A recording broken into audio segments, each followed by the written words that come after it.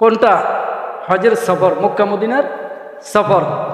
এটা হলো পৃথিবীর শ্রেষ্ঠ সফর, নাকি কক্সবাজার সৈকত সমুদ্রের সফর? বলো নাউজুবিল্লাহ।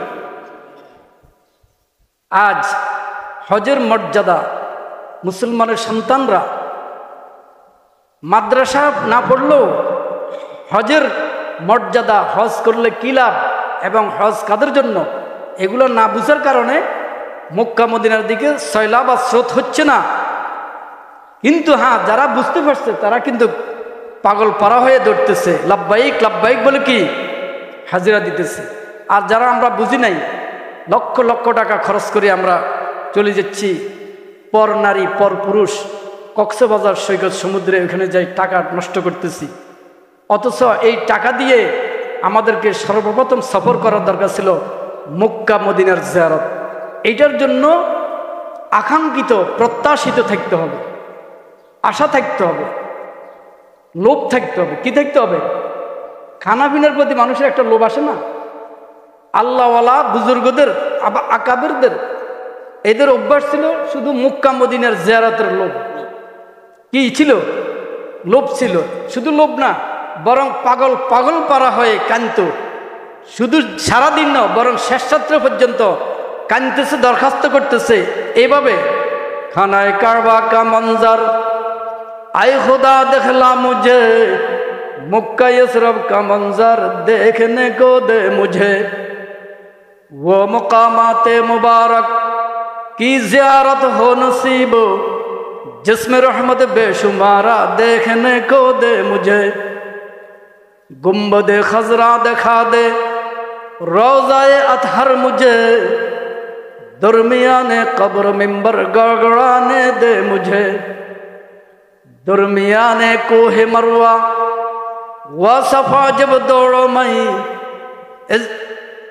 इज़्तिराब हाजरा को एक नजर दिखला मुझे।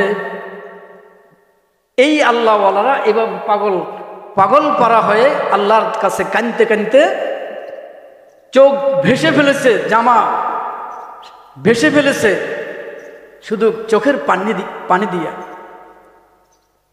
গর্তের পিপিলিকা খানায় কাবার জিয়ারতের জন্য এত লোভ, এত আকাঙ্ক্ষা, এত প্রত্যাশা, সেই পিপিলিকা কাঁদতে কাঁদতে অন্ধ হয়ে গেছে। কিসের জন্য? খানায় কাবার জন্য, জিয়ারতের জন্য। শেষ পর্যন্ত পিপিলিকার কান্না আল্লাহ কি করছে? কবুল করছে। পিপিলিকাও এভাবে কাঁদতেছে, খানায় কাবা কা মঞ্জার আয় खुदा देखला मुझे मक्का यसरब का मंजर देखने को दे मुझे।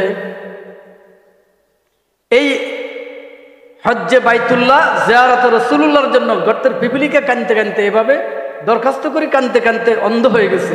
শেষ পর্যন্ত ওই পিপিলিকার দোয়া আল্লাহ কবুল করছে। পিপিলিকার পাশে আল্লাহ পাক মদিনা মুনাওয়ারা থেকে একটা কবুতর এসে উড়ি তার পাশে যখন বসলো, এই পিপিলিকা আস্তে আস্তে আস্তে করে কবুতরের পায়ে দিয়ে হেঁটে উঠে কবুতরের ডানার ভিতরে ঢুকে বসে গেছে।